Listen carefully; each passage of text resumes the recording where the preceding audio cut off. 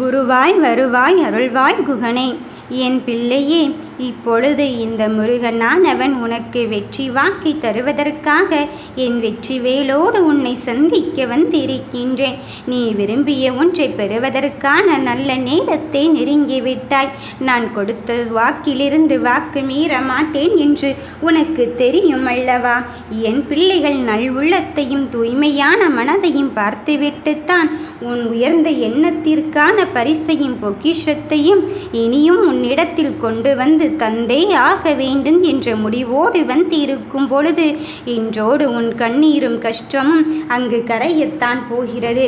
நிம்மதியோடு வாழ வேண்டும் என்றுதான் என் மீது நீ அடியெடுத்து வைத்திருக்கின்றாய். ஆனால் அவ்வளவு எளிதாக அதை யாராலும் சொல்ல முடியாது என்று வாழ்க்கையின் யதார்த்தத்தையும் புரிந்து கொண்டு விட்டாய். எனக்கு எதுவும் தெரியாத என்ற எண்ணத்தை நீ வளர்த்து கொண்டு இருக்காதே. தெரியும், என்னால் முடியும் என்று நேர்மறையான சிந்தனைகளோடு உன் முதற்படியை எடுத்து வை. இதற்கு மேல் நான் எப்படி என் படிகளை உயர்த்தப் போகிறேன்? ஒவ்வொரு படியும் ஏறும்போது எனக்கு அங்கு சோகமும் சோதனையும் வந்து கொண்டு இருக்கின்றதே என்று சிந்திக்காதே. சூழ்நிலையில் மட்டும்தான் வெற்றியை தீர்மானிப்பதில்லை, நாம் எதிர்கொள்கின்ற விதமும் தான். அதனால் அதை எதிர்கொள்வதற்கு இந்த வேலவன் துணையோடு நீ வாழ்க்கையை கடந்து வந்து கொண்டே இரு. யாரும் இல்லை என்ற போராட்டத்திற்கு இங்கு இடமே கிடையாது. வஞ்சனைகளையும் செய்வினைகளையும் தீராத வினைகளையும் தீர்த்து வைத்து உனக்கு நல்வினையை உருவாக்கி தருவதற்குத்தானே, அந்த விதையிலிருந்து காய்கனிகளை கொடுப்பதற்குத்தானே, வெற்றி கிரீடத்தை உன் தலையில் ஏற்றுவதற்குத்தானே இந்த முருகனானவன் அப்பனானவன் உன்னை தேடி வந்திருக்கின்றேன். பாதை மாறி போகின்றது, தடமாறி போகின்றது, தோற்று போய் விட்டேன் என்றெல்லாம் நீ நினைத்து விடாதே. பாதை மாறினாலும் பயணங்கள் மாறினாலும் உன் இலக்கு தீர்மானிக்கப்பட்டதாக இருக்கும் பொழுது, உன் பிடிவாதம் அங்கு நிலையானதாக இருக்கும் பொழுது நீ எதற்காக தங்க பிள்ளையே அழுது புலம்பிக் கொண்டே இருக்கின்றாய்? உன் வெற்றிக்கான தருணத்தில் உன்னால் குறிக்கப்படும் போது நீ ஏன் மற்றவர்களை தேடிக்கொண்டு இருக்கின்றாய்? எனக்கு அது வேண்டும் இது வேண்டும் என்று இந்த அப்பன் முருகனிடம் நீ வரவில்லை.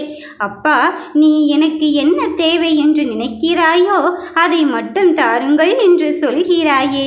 அப்படி இருக்கும் பொழுது உனக்கு தேவையானதை தந்து உன் விதி என்னும் கதவை திறந்து வைப்பதற்கு நான் வந்து இருக்கும் பொழுது மனதளவில் எதற்காக சோர்வடைந்து கொண்டு இருக்கின்றாய்? சோதனைகள் உன் வழி வந்து கொண்டிருக்கின்றதோ? எங்கே போனாலும் தடைகள் மட்டும் என்னை சுற்றி வந்து கொண்டு இருக்கின்றதோ என்று நினைக்க வேண்டாம். தடைகளை எல்லாம் தகடு பொடியாக்குவதற்குத்தானே இந்த முருகனானவன் அப்பனானவன் மயிலோடும் வேலோடும் வந்து கொண்டு இருக்கின்றேன். மயிலும் வேலும் உனக்கு துணையாக இருக்கும் பொழுது நீ கஷ்டத்தை நினைத்தும் தடையை நினைத்தும் வருத்தப்படாதே. கண்டதை நினைத்து எல்லாம் தேவையற்ற பாரங்களை உன் மனதில் சுமந்து கொண்டு இருந்தால் உன் மனம் அங்கு விரக்தி நிலையைத்தான் அடையும்.